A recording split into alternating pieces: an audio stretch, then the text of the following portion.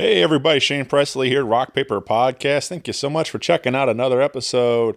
Today's features rock band Shots Fired. Had a whole lot of fun hanging with them over at Utopia Studios in St. Louis. So you might hear a little background noise here and there as there's some bands rehearsing next door and stuff. But it's ultimately a great time. We did 2 songs live acoustic you'll hear on the show, and check out all their music wherever you're getting your digital music at today. And catch them live in the road to Pointfest. Maybe we'll see them at Pointfest this summer. And also want to remind you, as always, Rock Paper Podcast is brought to you by Roughneck Beard Company and American Rambler, located here in St. Louis, Missouri, over in the Maplewood area. Stop in and visit them at the shop or shop 24/7 at roughneckbeardcompany.com. You can find all your favorite beard oils, beard balms, your junk powder, combs, whatever you're into. I'm sure they have some wonderful products there for you, all kinds of different fragrances and wonderful things. You know, growing a big old beard is a surefire way to keep you warm this winter, and there's no better way than to grow it out with Roughneck Beard Company's full line of beard and grooming products. Beat the itch, soften, and set the stage for a faster and fuller growth. And you can do it all while saving 15% by using my code RPP15 during checkout. Again, RPP15 at checkout at roughneckbeardcompany.com today. Also, big shout out to my friends at Friendship Brewing Company here in Wentzville, Missouri. Swing in and check them out and pick up some delicious craft brew. You got all kinds of 25 different taps rotating through there. And they've also got a fine menu full of delicious food with like some nachos and burgers and sandwiches. And so come on out and see what it's all about. You know, they've been doing a lot to support this community out here and beyond sponsoring the show. They're also launched a beer a while back in honor of fallen soldier and Wentzville native Lance Corporal Jared Schmitz, and all the proceeds of that particular can go right to his foundation. So beautiful thing they're doing, supporting that cause. So come out and buy up some of those cans. And they just launched a brand new beer, a s'mores stout, so that I'm interested in trying out. So come on over to Friendship Brewing Company in Wentzville, Missouri, and tell them Shane sent you. If you need me, of course, you can always find me at rockpaperpodcast.com. Hit me up on the socials. Feel free to email me at rockpaperpodcast@gmail.com. I would love to hear from you. Let me know what you think of these new Shots Fired tunes. And with that out of the way, sit back, relax, and enjoy this brand new episode with Shots Fired.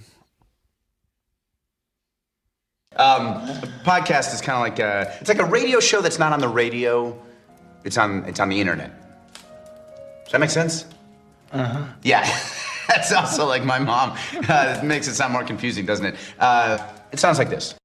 Good evening, ladies and gentlemen. You are listening tonight to Shots Fired, and we are appearing on the Rock Paper Podcast. Rock Paper Podcast. Scissors beat paper, paper covers rock.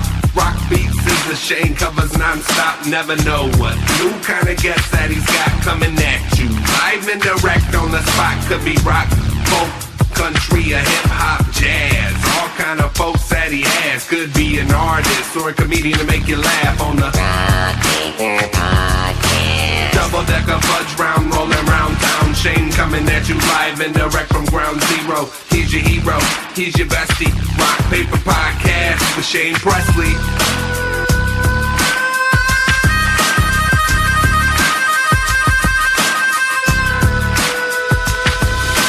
Rock Paper Podcast. Hey everybody, Shane Presley here, Rock Paper Podcast, coming to you from St. Louis, Missouri, hanging out with the guys of Shots Fired. welcome to the show, guys. Yes, sir. Yes, sir. Thanks for having us. This is cool, man. We're back here at Utopia Studios in St. Louis. I haven't been here in feels like years.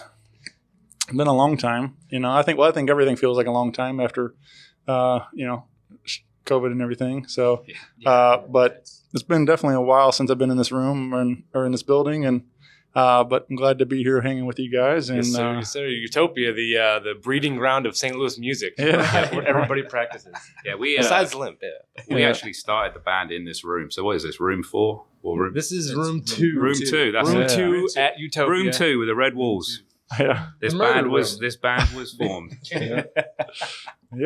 That was you guys kind of mentioned alluded to that earlier. That so it was cool that we are back here, man. There's a lot. I didn't know there was so much history in this room for you guys, but I'll definitely get into it and Introduction. let's Go around. before we get going too far, let's all go around the mics and say hi and introduce yourselves. Hi, I'm Steve. I play guitar and Shots Fired. I'm Rob. I'm the drummer. Shots fired. I am Mike. I am guitar and shots fired. I'm Tyler. I'm the bass player of Shots Fired. Yeah, and I'm Jesse, and I am the lead vocalist of Shots Fired. And together we are Shots Fired. Yep. Yeah, it's shots fired. How many times can we say it? Shots Fired. That's our band name. Yeah, man. And before we get going too far, I also want to give a shout out to the band of Room 5. Band in room 5. They were right in the ambiance. Yeah, they might be hanging out with their low bass notes all night. But definitely might hear some of that. They're getting loud over there, and it's Really loud. That's what happens when you rent out a rehearsal room for a podcast. But hey, hey, it's a risk you run. all right. They're vibing. We're vibing. Sure. Nice. Yeah, man. But this is what's cool for me about doing this show is, I've kind of known of Shots Fired just kind of from afar for a while, and just through the internet and stuff. I try to keep a fair tabs on St. Louis music, what's going on, and I know you guys have done shows with some friends of mine. I know you did a show with Outrun the Fall a while back, and they were good buddies of mine. I actually went to high school with two of the original members and stuff. So and then just recently, your guys' name came up again with the guys of Sleepaway were on the show a little bit ago. Yeah, they were cool guys. Nice guys. So. But that's what's fun for me is, like I said, it gets me out and get me meeting all kinds of different bands, get to hang out in a place where we can actually talk and not, scream over a band at, rock show and stuff. Yeah. It's always hard meeting people when there's the loudspeaker right next to your head. Yeah. So this is cool. I'm glad it finally happened. I mean, like I said, I've known of you guys for a while, so it's nice to make it official and proper. And, so Shots Fired though has been around for a few years now, right? So let's go back to that story, how this all originated in this room. So we, Bobby and I, we met up in about 2017, roughly about summertime. We were trying to form a band. We actually had a band prior to Shots Fired, which was more sort of like pop rock. That band that ended up not sort of panning out. So, me and Bobby and I, we basically decided to shift direction at that point. Yeah. So we were just a 4-piece, at that band, and so we decided to maybe tune down a little bit, get a little heavier. Yeah, we wanted and add a second guitar. Yeah. So we really started getting down and dirty with it. Play some sort of harder rock, and the sound that we've got now has kind of come about. At first we didn't really know what kind of sound we were going for, but it's sort of evolved since our first album, especially. What were some of those names that you guys threw out there, or were there any names of what you sound or direction you were going for? Was there any this kind of thing, or with the Shots Fired thing? Or was there any this band meets this band or something, or kind of, is there any? I've never really been interested in learning other people's music, so I write predominantly most of our music. Sure. And then the guys add their flavor on the top, but when it comes to writing, I've never had a thought of I want to sound like this band or I want to sound like that band. Sure. It's always just been whatever comes out of my fingers on the guitar, right? And then these guys hear it and interpret it, and then it becomes a thing. It's never been I oh, we sound like this band. So it's a really hard question to answer. You know, you say, oh, I'm in a band, and people say, oh, what do you sound like? And it's like, well, that's a loaded question. Yeah, it's really hard to explain. Sometimes we'll sound like this band, but then sometimes we're kind of completely fucking different. Yeah. Right? We all bring a lot of different influences to the table, right? Sure. So it's like, well, yeah, I don't, and that's actually, I mean, we'll get to it too, but that's what I love about your record is that it doesn't necessarily fit in any one lane or, or anything. It's a lot of different stuff going on throughout the record, and which is how I like my music anyway. It's like, so. Right. We got the benefit of having musicians all from different like parts of the world. I mean, Jesse, our singer, is from Canada. I'm from England. You know, these guys are from the States, but we've all got different stuff that we're into. I don't think we're all collectively into the same kind of music. So we've got all these different cultural and whatever influences that. Like I come from, I used to play in black metal. Oh yeah. And I'm wearing a Behemoth shirt right now. Yeah. So, and then I get in this band and, and just bring, just different influences in, and it works out pretty good. I've always played funky dance music, and now I'm drop tuned and playing heavy stuff. Yeah, I mean, I grew up But in adding Europe. some of that funky stuff on top of it. I grew up in Europe, so there was like a lot of punk, a lot of hardcore, and then a lot of like dance music as well. So I've got like, especially with our newer stuff, which you guys haven't heard yet because we haven't released it yet, but more sort of a dancey feel kind of going on, as our sort of style develops. And sure. But there was a little bit of that on our Archetypes album with the Giving Up On You track, which is like verse 2? I think verse 2 is kind of like a sort of acid dance kind of, like the bass is really deep on there. It's really distorted and nasty sounding, and it's got like a big synth like pad going on. So it's like completely shifts gears in that song. And then the breakdown is like super funky, and it's like not at all like. It's a totally different far cry from like Escape Artist or Ordinary, our more straightforward kind of hard rock kind of tunes. So we definitely cover a gamut of like sounds, Yeah. And I talk about it a lot doing this show. I like, that each record can be different from the next. I mean, there are no rules, especially today in music, but you can, I feel like each album is kind of like a snapshot of what you guys are doing at that particular time. Yeah, exactly. And you don't ever want to be that one-trick pony and sound the same album after album after. That song was good. Let's find another song like that, and another song like that. Yeah, nobody wants to hear that all day. Yeah, I feel like our first album was really great, and it really, like for us, like in terms of nostalgia, really captures a certain period in time, Mm-hmm. But since those songs, they branch out a little bit here and there, but the newer stuff, we really had time to like really dig into these different kind of ideas rather than just like, oh, this is the breakdown where we do like a cool guitar riff, it's like, well, let's try and change the dynamic a bit and completely strip it back, Mm-hmm. Also, adjusted my mic stand. He's the audio engineer. Gosh. You got a little EP, bro. Yep. I know why you're all around. I also like, like you're saying about the first record and stuff too, like how those songs can still evolve, like if we play them live today, we don't have to necessarily play them just like the record. You guys can have fun with it and do something different to them, and like we'll every now and then we'll throw something in like a dynamic shift for the song, like there'll be like a note and we'll hold on and then the whole band kicks back in, we might just hold that high note and then you drop all the instruments out and then the crowd's like, oh shit, it's about to drop, and it's like boom, like a bass drop. It's and that's cool. A little anticipation build, people like that. That's the beauty of when you write a song is you can do whatever you want live, and it's like it's creative freedom at that point. We intended to play it wrong. Right, it's jazz. It's all jazz to do that. So we like I said, we do have the first record came out in 2018. Yeah. And in September 2021, we put out the second full-length record. Yep. And that's Archetypes that we mentioned, and now readily available wherever you're getting your digital music at.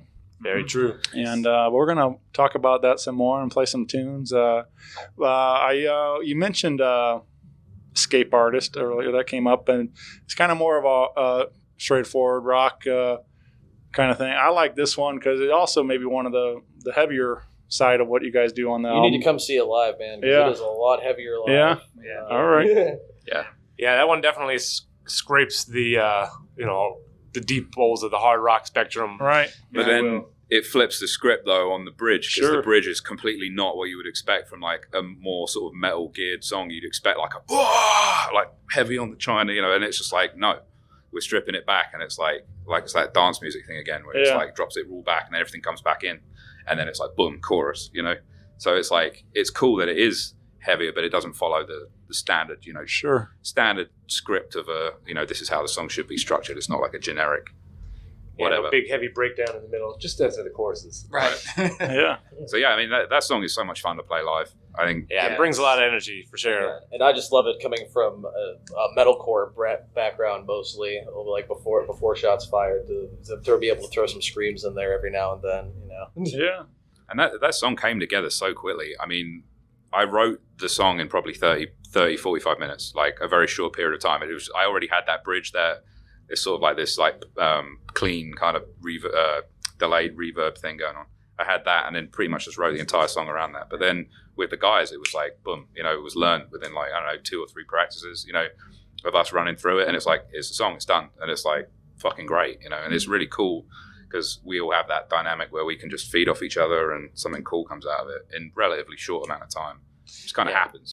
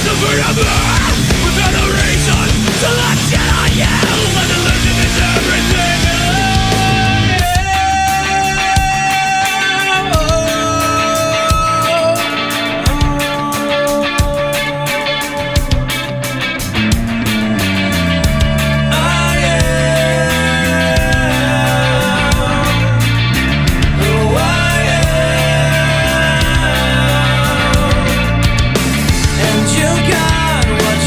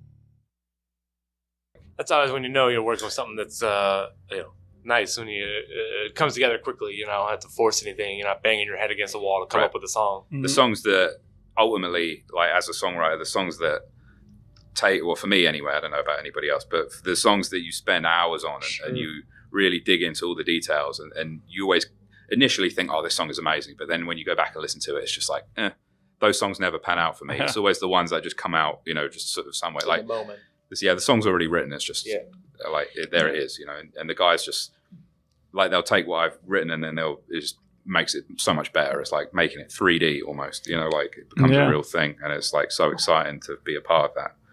I was kind of telling you guys before we hit record about, like, I'm big into songwriters, and just real passionate about it, and I've heard that so many times from it's like the song I wrote in 10 minutes or whatever. It's just like, and those are the ones that become the hit that hangs around for 40 years or whatever. And it's like, I heard a great interview on Stern Show once with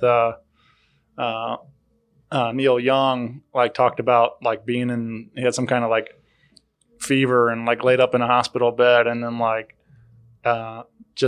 he asked for a notepad and started writing, and wasn't even aware of what he was writing. He just scribbled and just started. It was a moment of inspiration, and just started scribbling things, and out of that came Cinnamon Girl and whatever, all these all of the ones that you would expect, these big songs hits from him. Yeah. So it's but sometimes it just gotta as lyrics. Sometimes it's a guitar riff or whatever it is, but sometimes you just you can't even keep up. You're just trying to write as fast as you can, Sometimes the feeling catches you, and you have to get it down before it leaves you, because then it's like, oh shit, I'm gonna forget it, and it's that's so cool, I think we're all such perfectionists. If it comes out easy, we don't trust it. That was too easy. Yeah.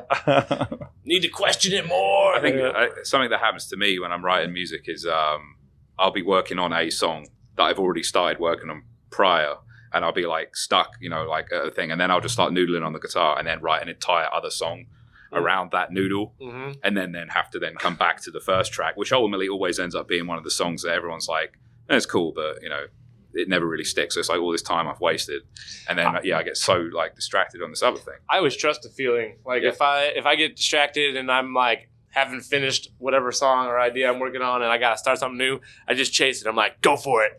This is gonna be the one. And then I ultimately have 100 unfinished projects. Yeah. But they're all great ideas at the time.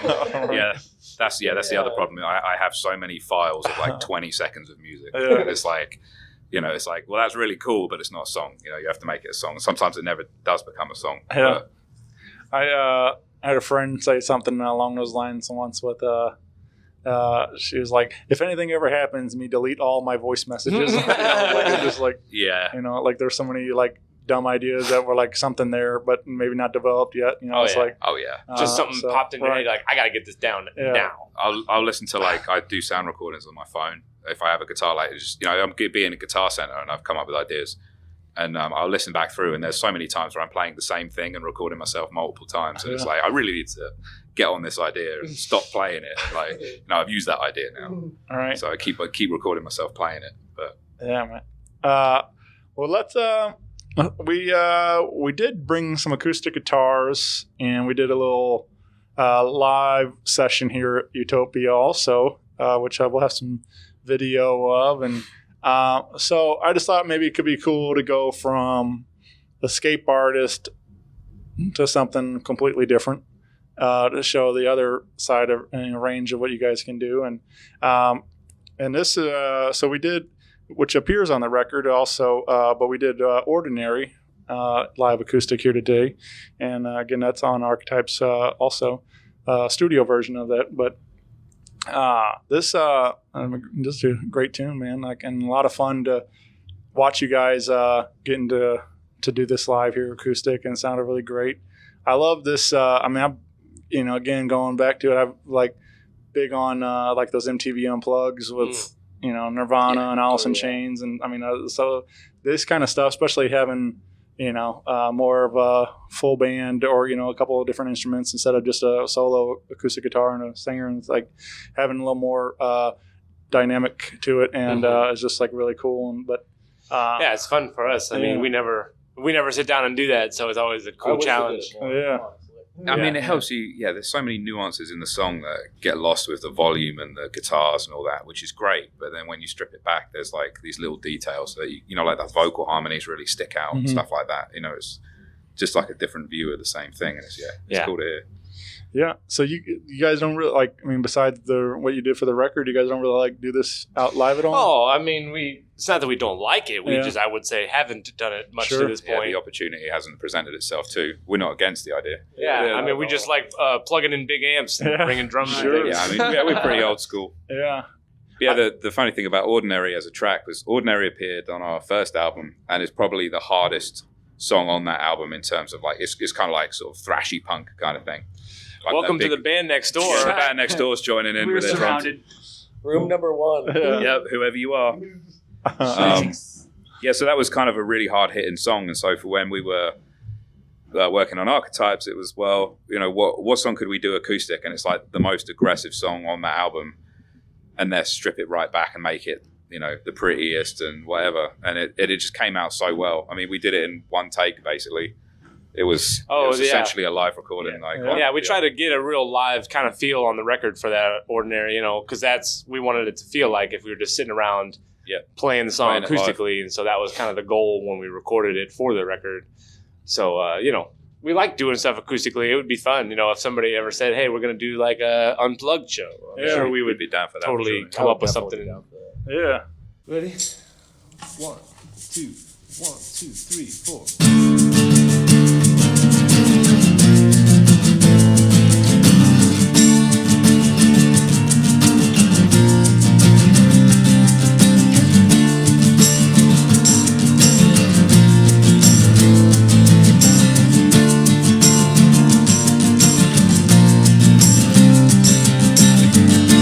Disconnection's getting stronger by the day, and I can't seem to remember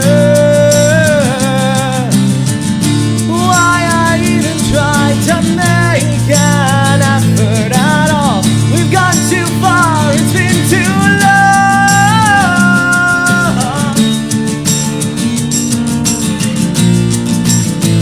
It's been too long.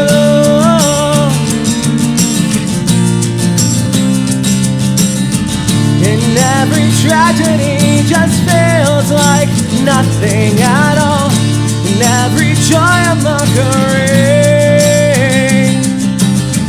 It's never easier to say the world's in shape and hang on every word they scream.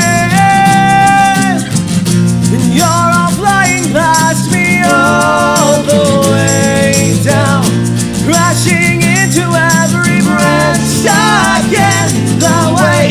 It's getting harder to imagine life without some melancholy insanity. 'Cause I'm losing the high ground, and I'm slipping all the way down. The more I change, the more it stays the same. How has this become ordinary? Yeah.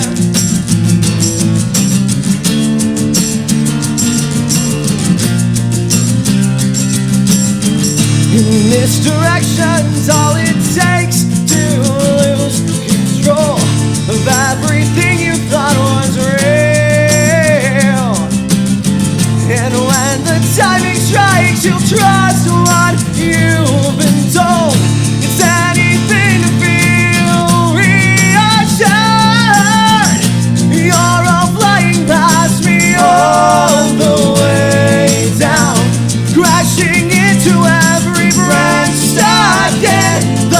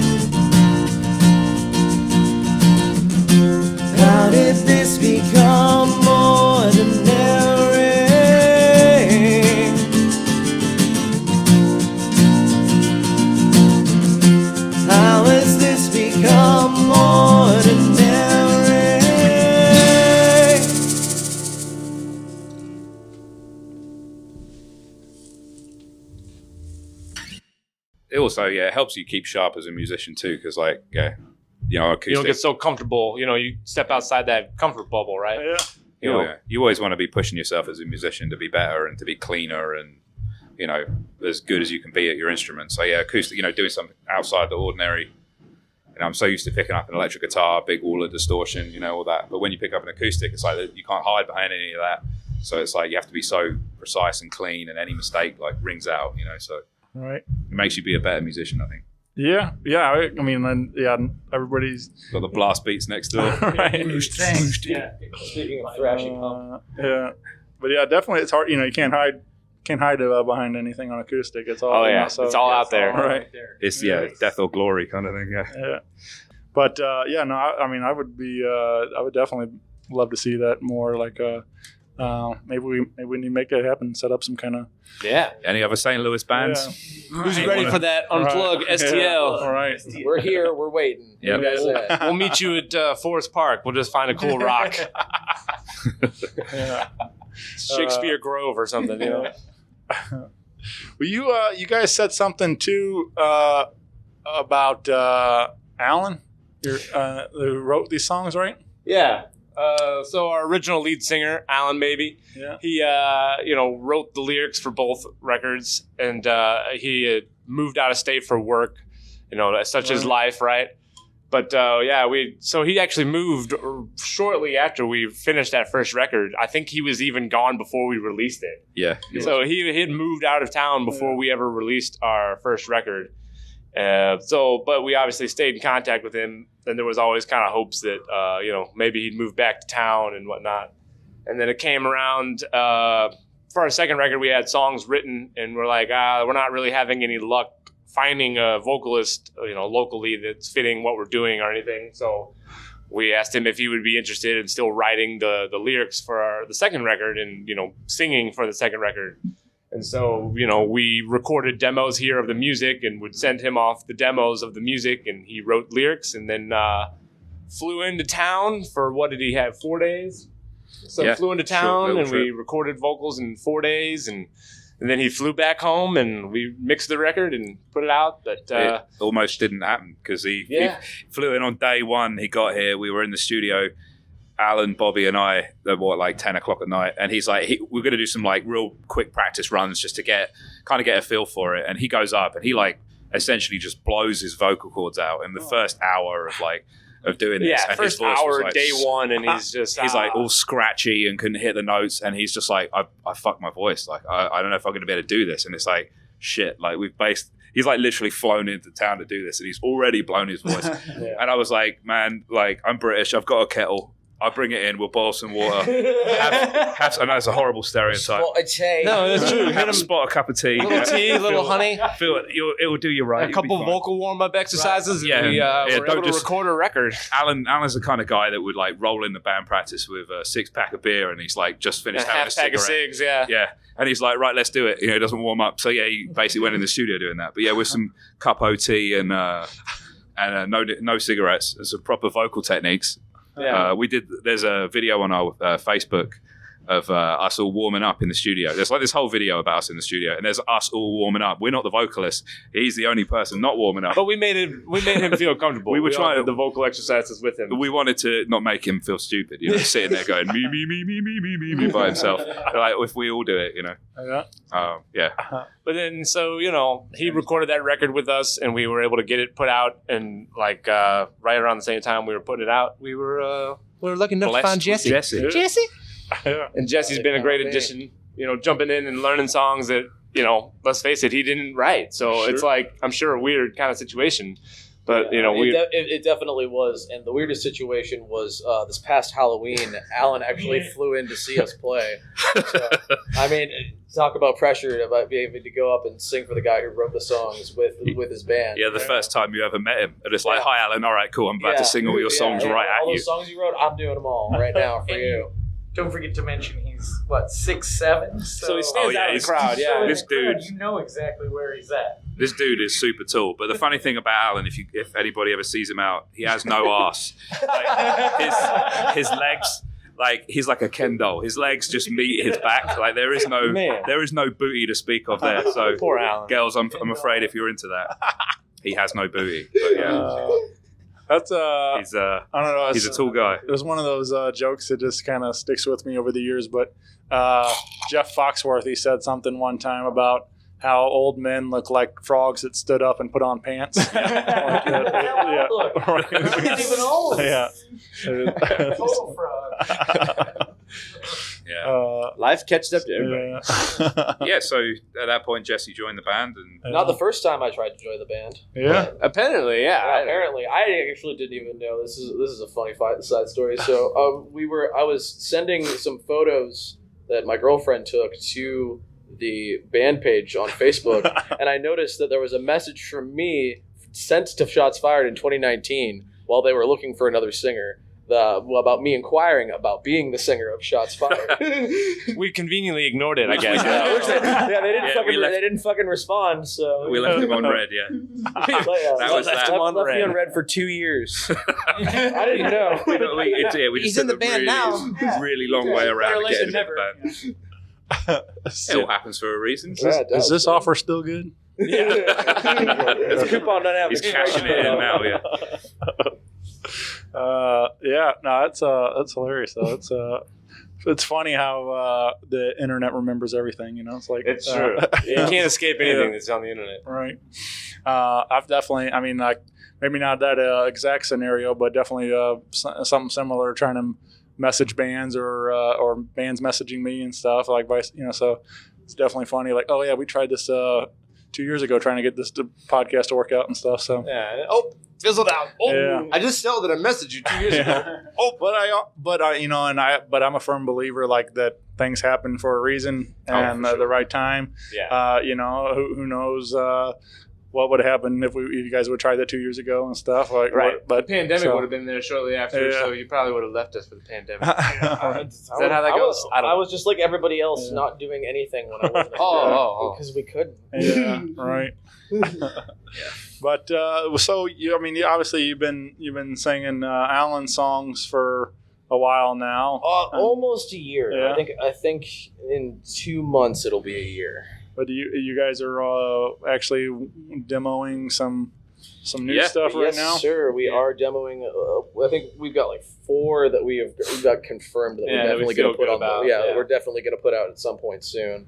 Yeah, So I think we've kind of decided to start doing shorter, EP releases instead of doing the whole full album thing. How we've done so far. We've done full lengths where it's been 10 songs and 12 songs, 13 songs, whatever, how many tracks they are. So we're thinking that we'd like to be able to put out more.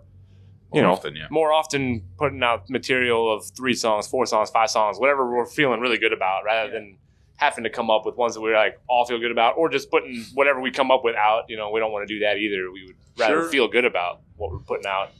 Yeah. So we've been working on these new ones here, and hope to start recording shortly, and have them ready in the next few months to get it out. Yeah. We've kind of streamlined that whole process, so I think we got it figured out as far as recording, mixing, mastering, and then releasing. Yeah, we got it pretty down now. Nice. Yeah, these new tracks definitely push what kind of how we were branching off in Archetypes. It really kind of expands on that. There's like a lot more dynamic stuff going on, kind of more interesting, and there's like parts you're not expecting, and then there's the whole dance thing. Like I said, it's much, like totally different feel. So all right. Yeah, it kind of really pushes that boundary. But there is some heaviness, so don't. It's not all like off the wall shit. There's also some of the old It's school. very standard Shots Fired in that way. It's a lot of it's a genre bending, as I like to say. Yeah. You never know what scoop of ice cream you're gonna get. Sorry. This guy is just drum soloing for like 5 straight minutes over here. Stamina. Pantera. You let it happen. Maybe they're doing an acoustic set. Yeah, That's all we hear. All right. They're rehearsing the drum solo section of the show. Well, let's give them another tune we did live here. And this, you said you guys have never done this one, right? No. Encased? Yeah, Encased. Yeah. That was the first time. You got to hear it first before the world. Yeah, man. It's true. Well, thank Live you. for the first time acoustically. I'd say, yeah. It's interesting because there's a story about In Case. So it was kind of written on an acoustic guitar, which isn't really how I usually do things. So we went on a float trip, and I had an idea for a guitar part, and I had recorded it onto my phone. And we went out on this float trip, and we were all hanging around like drinking, and Alan was there with us.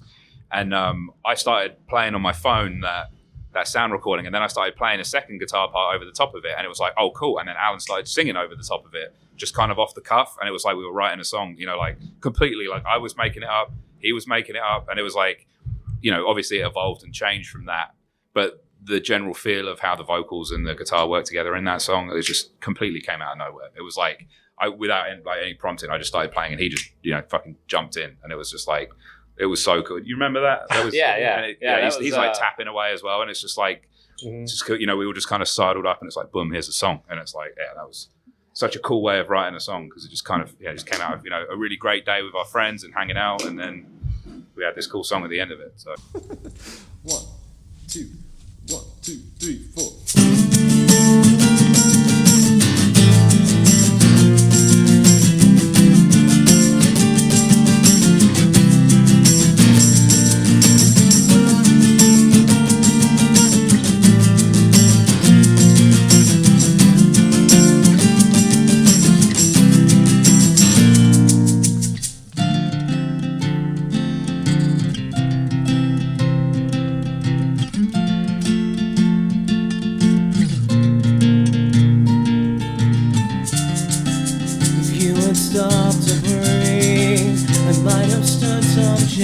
Against the ire you send me, everywhere I go, there's rocky ground below. Walking barefoot home, we should find some other way, and I'm screaming with nothing to say to you, and I'm searching your eyes for some clue to still here, yeah.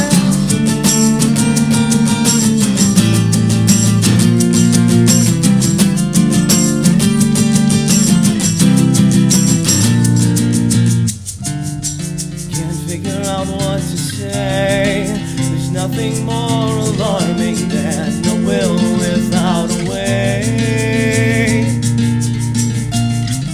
I feel more than you know, and every second passing without words is another bridge we burn. And say something before you go, no.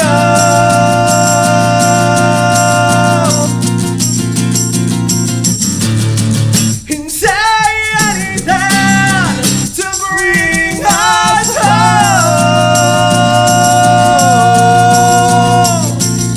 And I'm screaming with nothing to say to you. And I'm searching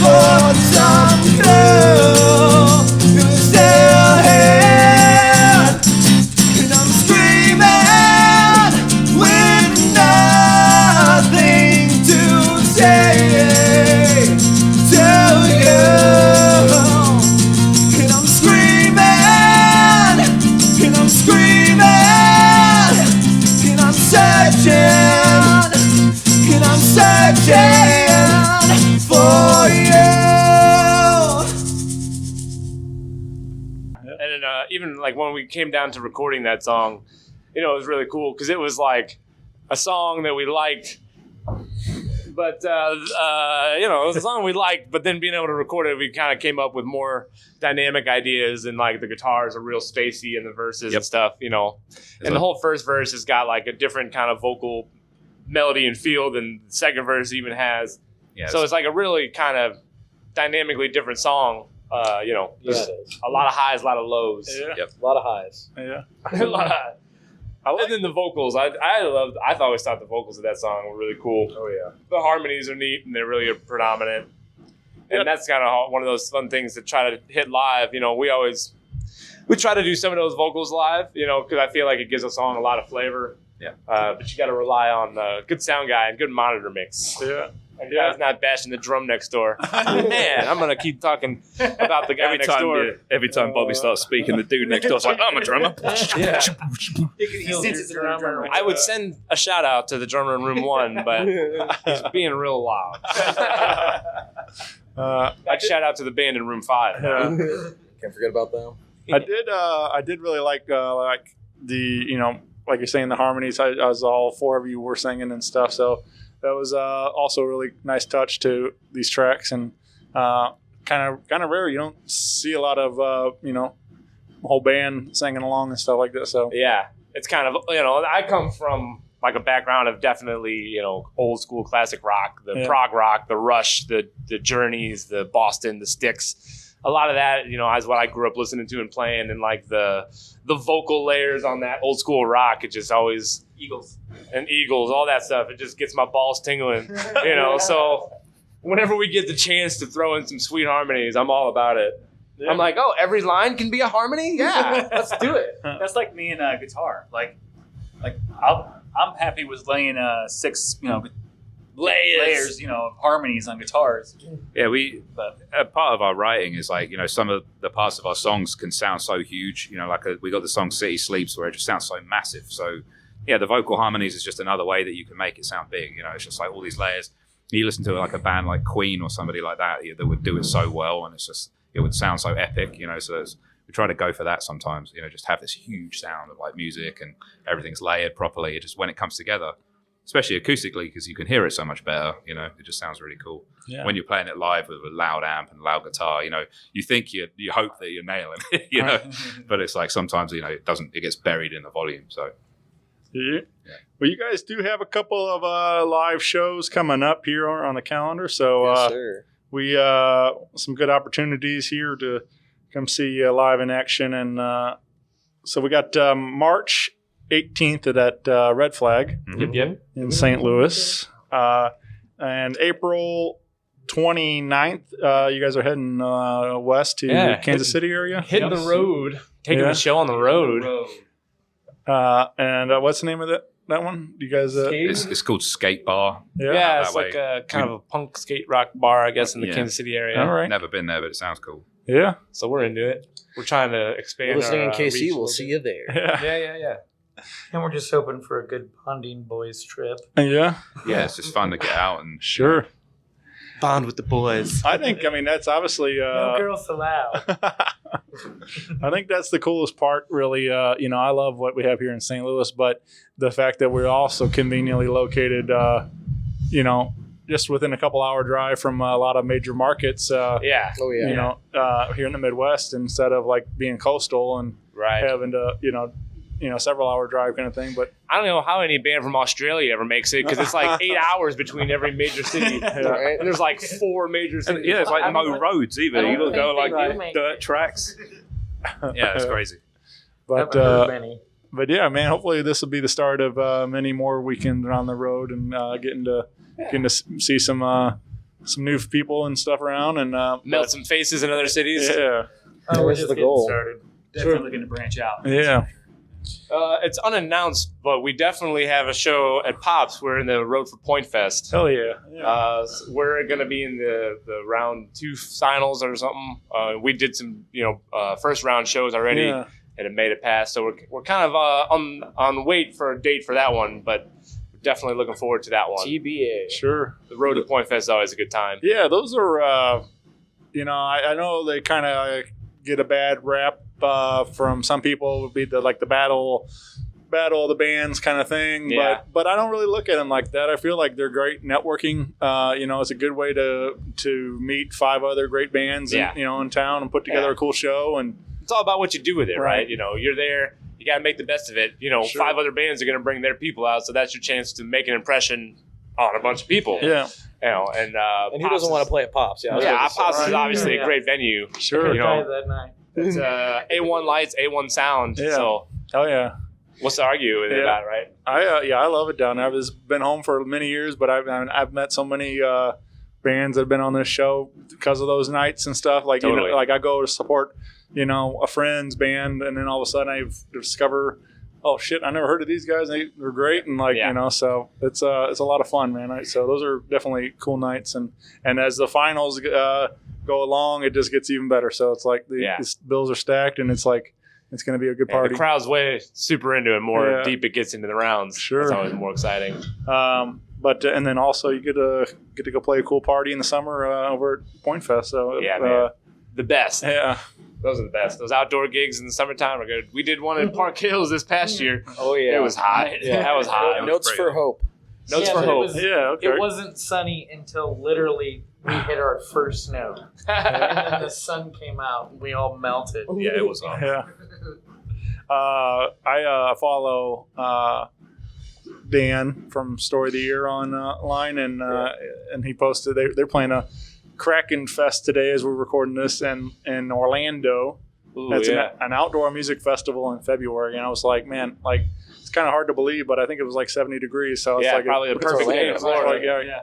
I'm just like, for me, I think of we're sitting here in the ice and everything. We're doing this wrong. Like we it's should gonna be 60 degrees tomorrow. Yeah, man. right. We'll get ice for 24 hours.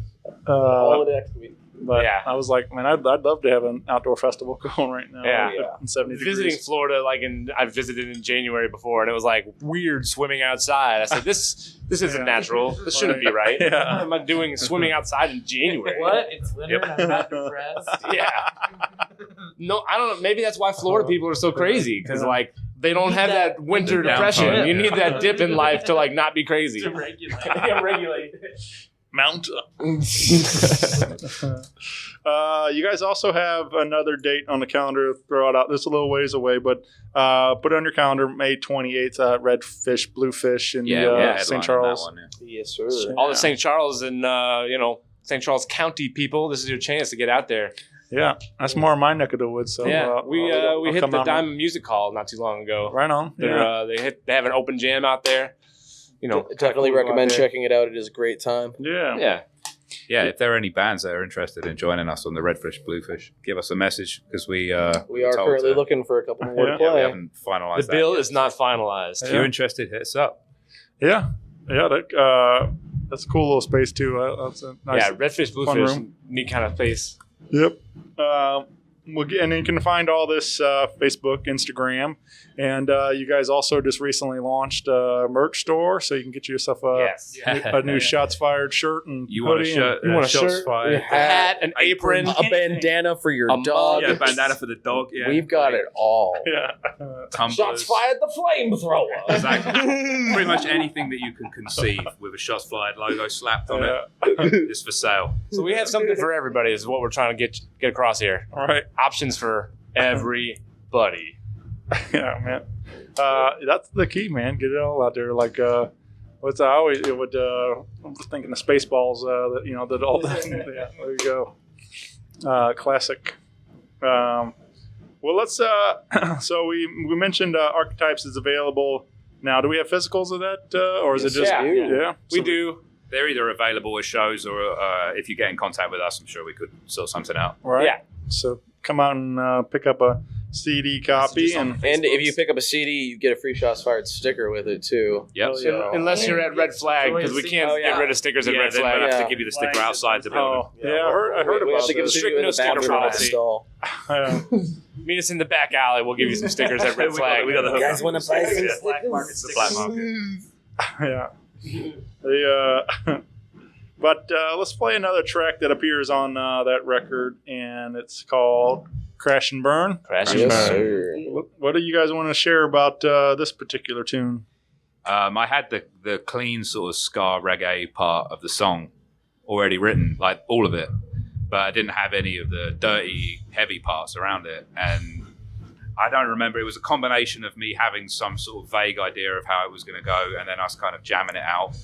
And like, the clean parts were already there, and it was just like I kind of got an idea, but not really sure. And then it just kind of happened in the room. So it was one of those again, like where we just kind of worked it out, and that's how the song became. And then Mike threw a fucking cool solo over the top, like Mike does. You know, vomit I out barely some play it notes. live, but And then that was a good one because like he wrote that guitar part, and like you said, you know, it had that real reggae sort of feel to it, and so it really inspired the drum part, you know, for me to be able to kind of come up with something that was more reggae feeling, and some of the fills and the breaks in the song to, you know, steer more towards a different genre, but then also come in with the heavy choruses and that heavy bridge and the guitar solo section, you know, because I've definitely like expanded, you know, sounds.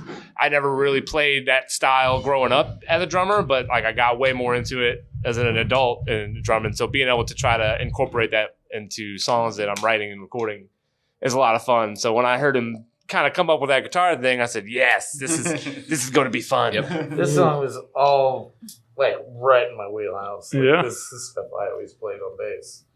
So Yeah. I fell in love with it immediately.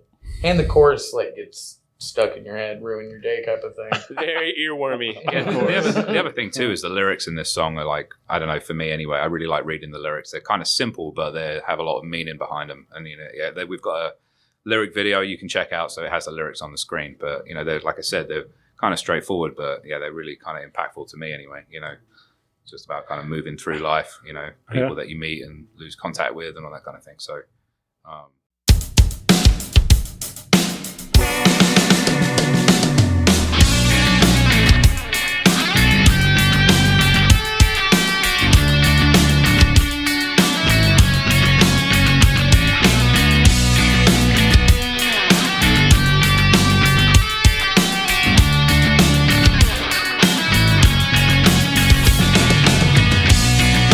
listening to old and sad bittersweet.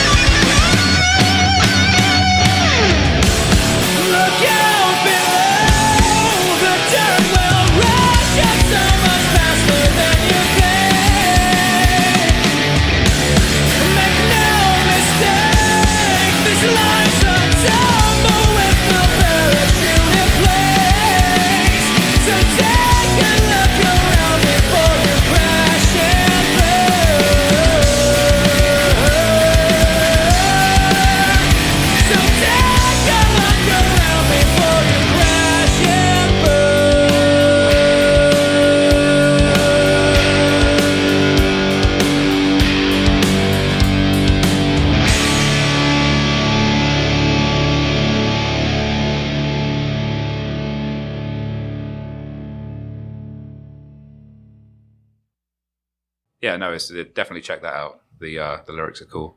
Nice. Yeah. On the YouTube and channel, or what we got? Yeah, we've got on YouTube. Might be on the Facebook. It is definitely. It's on the Facebook. All of ours are definitely on the Facebook. Yeah, we've got some stuff on the YouTube as well. Right. And then there's also an official video for City Sleeps. Yeah, City Sleeps. Yeah. Yeah, that one was a cool video because we really just kind of did a bunch of B-roll shots around town. You know, kind of just giving the feel of the city, and because that was the song. We recorded our own rain at the beginning, so we didn't steal that rain sample. The rain sample isn't stolen. I recorded that. It was even on our album. I even wrote the date. If anybody wants to be anal and say, "Well, was it real?" and it's like, it was real. We had a storm on that day. The date and time that I recorded it. It's available for $2.99. Yeah, exactly. Outside, and there was this huge thunderstorm coming through St. Louis. But it just sets the mood for that song. It's a real moody song, and so being able to do that video and find some cool rainy days and neat STL and St. Louis landmarks and places to shoot around town. Just kind of show the city for what it is. Like the good and the bad, and just kind of St. Louis has got a lot of charm. One of the funny stories about I went out and shot the video for that. There's a scene right near the end of it where there's like a sort of time lapse of the arch, and it goes from daytime to nighttime, and you see all the lights coming on. I was at the arch for a good period of time. I had to go back 5 times to reshoot that bit of video because every time I would shoot it, I would be there for like an hour plus. Because the way that time lapse works is it's on a set timer. It's constantly taking pictures. And so you have to wait for a really long period of time, and then it condenses those pictures together to make like a 30 or 40 second bit of video, but where time moves really fast. But I kept having problems like where one time it was stood on the tripod, and then there was like a gust of wind, and the fucking tripod leg like broke off. Like the thing was like barely hanging on, I guess, and it like snapped off, and the whole camera just went boom and like took a nosedive. And I was like, I've been here for like an hour and a half, completely wasted my time because it's too late now. I can't start shooting because the light's gone down, but the lights haven't come on. So it's kind of in that in-between dusk phase. And I'm like, well, cool. Just driven out here for no reason at all. Just to hang out by the river. And then, ended up being a truck like down by the river. 5 times I had to go back. Like the first time Mike came with me. Yeah. And then the second, third, fourth, fifth, and the 5th time I was by myself. And it was cold as shit as well. So I was like there in my coat. There's nothing to do because I can't use my phone because I was shooting the video on my phone. So it was just like, all right, just sit here for 2 hours by myself. And look at the sky, cool. And it's cold. So, but it came out really well. I was really pleased with how it came out. And dedication. Yeah. True. Yeah. So you don't get all that in the video. You don't get the backstory from the final product. Yeah. But no, I mean, it's cool though. Like I said, I like seeing all that stuff. I like the little highlight of Fubar, Red Flag, and some of our fine establishments around town and stuff. So I think we even got a shot of the Way Out Club. Yeah, it was still open at that time. Another RIP, right? We played our first ever show at Fubar, so that shot had to be in there. I'm pretty sure everybody in St. Louis played their first show at Fubar or the Pit. Yeah. I mean, I definitely spent a lot of time out in the Pit, out that way in Wentzville. So yeah, watching my buddies' high school bands play out there and stuff. So it was creepy crawl for me. I spent quite a bit of time. Right. The creepy crawl, man. Yeah. I don't know. I don't know if I remember hearing about it. I don't know that I ever been to Creepy Crawl or Mississippi Nights, but I've definitely those are the places. Yeah, heard a lot of stories about. It was Creepy Crawl 2. The second location is actually that KDHX now. That's where the Creepy Crawl 2 was at. So it's totally weird, like walking in there now and seeing KDHX is all, shiny and clean and new, where it was like this dark, dingy club, as a high schooler we were going to play, and the bar was like roped off by a velvet rope. They said, "Don't come over here if you're underage, Got the X's on your hands." Yeah, you got the X's on your hands. Well, I've been asking some of these silly questions and get your guys' take on some of these. All right, what about you guys can all chime in. What would be a dream duet or a collaboration you guys would like to see for the band? Is there if like money and fame was no object? To have Dr. Dre produce an album. Oh my god. Yeah, to have Dr. Dre produce anything. I mean, the dude is touched anything and turns to gold. So Dre, if you're listening, expect you to say that. I didn't either. That one was out of left. no, but that's among like and I agree. ridiculous dreams. Yeah. what about you? What about you guys? Do you have anybody particularly that you'd want to? Oh man, you guys are gonna make fun of me, but it's all right. I would want to work with Brendan Urie. I just think he's the greatest living vocalist. Yeah. Him or Adam Lambert, either of those guys. Yeah. I'm just really liking everything you guys say. So you two go. Rob Rock. Yeah. Rob Rock. Yeah, no, I'm just kidding. No. No. Probably like Kid Rock? Rick Rubin. Dude, Rick Rubin or Steve Albini's on my list. The dude who, what's his? Oh, Butch Vig. If he could produce a record of ours, I mean, no big deal. It's only Butch Vig, the guy who produced Nevermind. Right? It's no big deal. But yeah, I don't know. I mean, no one can go wrong, especially with our genre. Get a little Dave Grohl action. Oh yeah, I would gladly let Dave Grohl play all the drums on our songs. I could not play them. Obviously, You were really good there, Bobby, in that part that you didn't play. It would be me trying to keep up to play live. Right. The challenge. Damn, Bobby, you suck. We're getting Dave Grohl to replace you. Dude, he looks just like the drummer from Nirvana. Yeah. How do you guys feel about John Mayer? Because I mean, he can make anybody's pants come off. So I want to. I would love to. I want to have his babies. So exactly. You're gonna make it. You're gonna make your body his Wonderland. Yes, That's what you're saying. I don't. I went to a show and I left pregnant. It was weird. I don't know how he did it.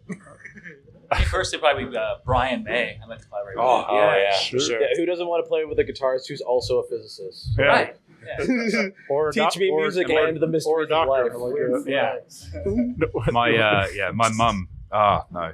So my mum used to live next door in England to this guy who died, and then the guy that bought his property was Brian May. So he had this party in like his back garden, and it's like, yeah, it's so ridiculously British. I won't go into it, but yeah, it's all like tea and all the tea and crumpet bullshit that you think is a stereotype was actually true. It's Yeah, they were based doing on all facts. that. It's like a garden party with all tea and all that stuff. But anyway, Brian May was there, so I didn't get to meet him, which sucks. I didn't know about it. My mum didn't tell me. She's like, "Oh, Brian May was here." Shouts out like Steve's talking mom. to people, and just like, "Oh, thanks, mum. I would have liked to have known that." Yeah.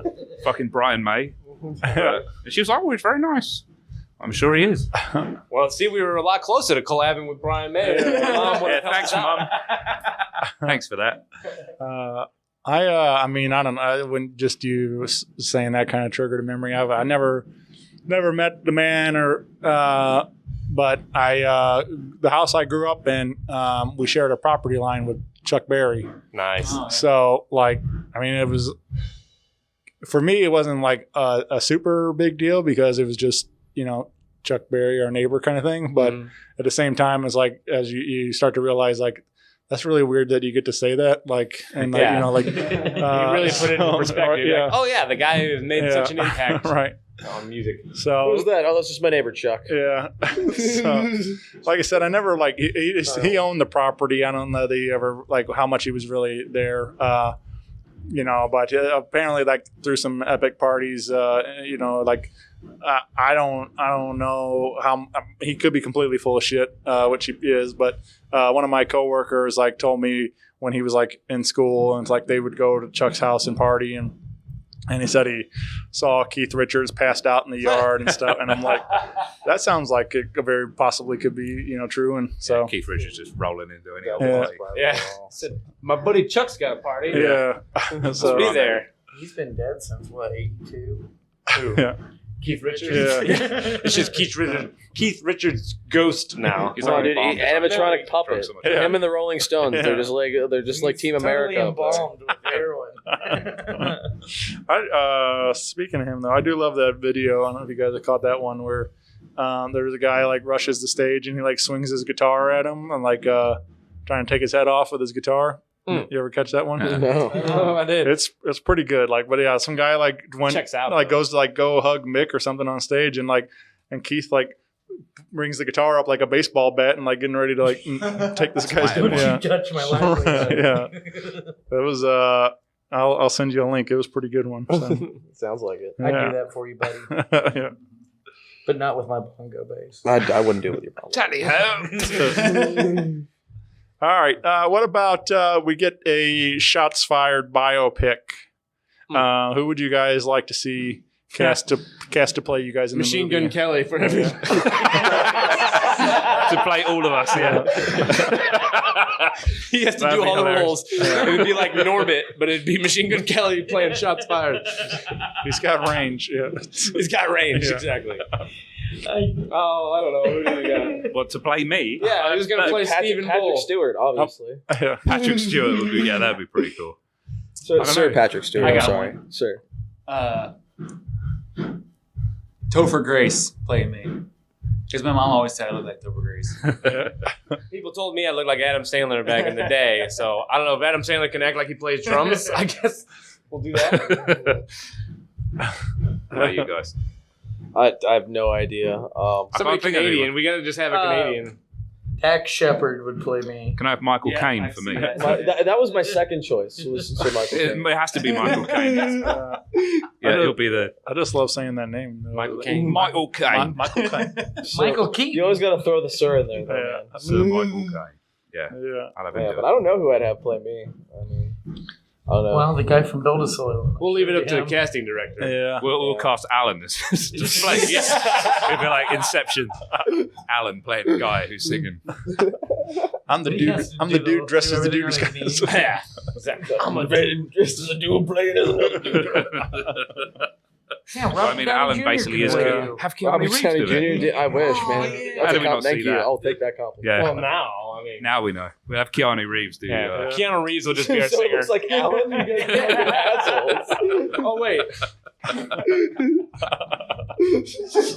Maybe Terrence and Phillip, one of those guys, are they available to be? Dude, Jesse? they're probably getting their faces squeezed then, honestly. I mean, It's a look clap at his to my face. face. He looks just like Iron Man. Oh, Robert Downey. little Robert Downey Jr. action. Okay, okay. I'll take the compliment. We can just end it there. We'll end on a high note. Iron Man is now singing for Shots Fired. We've got Dave Grohl on drums as well. Iron Man 3. We've just made this band a real powerhouse. All the original members are now left the band and been replaced by other Replaced with people. famous people. Man, I can't get over this guy still drumming over here. Man. He's just He keeps getting it. changing He's- styles. The crazy too. thing is, it was so metal earlier, and now it's Yeah. so laid back. He got really Like- tired on that first. That first, that was a warm up earlier, I guess. Now he's grooving. We've already been doing some, Terrence and Phillip voices and some other voices. Is there? You guys do any celebrity impressions? Jesse. I do a bunch. Yeah. I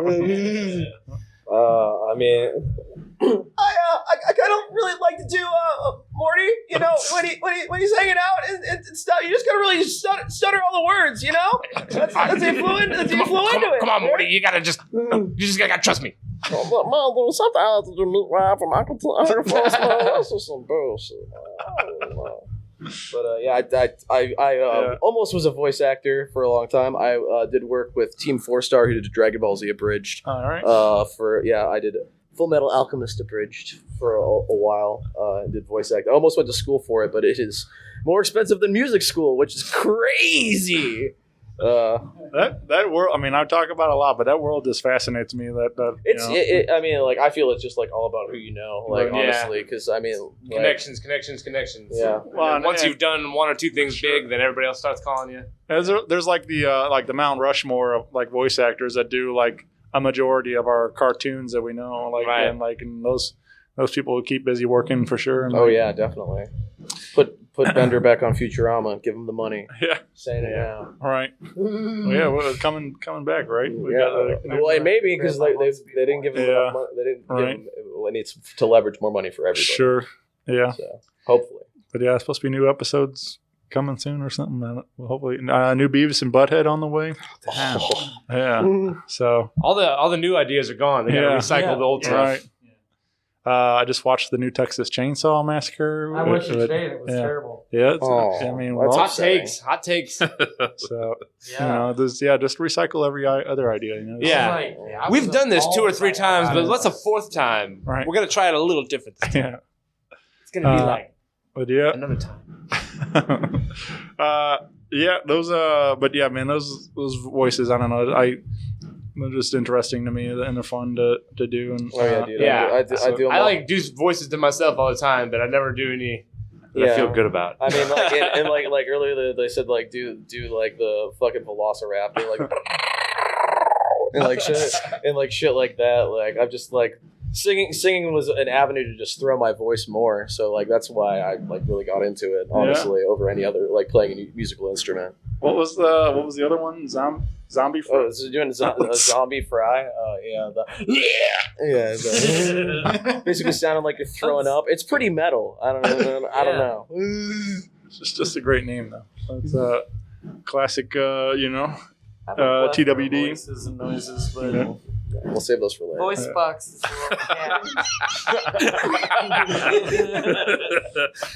Nice. At least you're a gentleman. Well, guys, this has been incredible, man. It's been a fun night. And big shout out again to the bands in room 1 and 5. Yeah, the drummer in room 1, the band in room 5. You guys have been room 1 and 5. That is a band name right there. If anybody's listening and don't know, room 1 and 5, right there. That might be her name. But yeah, I thank you all for doing this tonight. And it was a pleasure. Really appreciate you coming down here and letting us be part of what you do. You know, this is great for us. You know, we don't get to get out and talk about ourselves very often, so it's kind of weird, but it's fun at the same time. We do this more. Yeah, we'll get to see it. Yeah, I recorded a podcast Saturday night. Yeah. I got drunk. Yeah, but it was it's been an awesome time. Yeah, it's been a lot of fun. Maybe we do something again when the EP comes out or something or whatever. Sounds good. For sure. Or when you have one of those house shows you're talking about, we'll come out and rock one of those for you, man. We're gonna make it happen. Oh hell yeah! Sure. Yeah. It's on the record now, so we have to. So yeah. And now that we're done, yeah, right, of course. Thank you. Good night. Good timing. Good night, Wisconsin. St. Louis, maybe. All right. Thanks, guys. Appreciate Thank you, it. man. Appreciate it. Bye, everybody. Thanks, everybody. Bye. Thanks for listening, guys.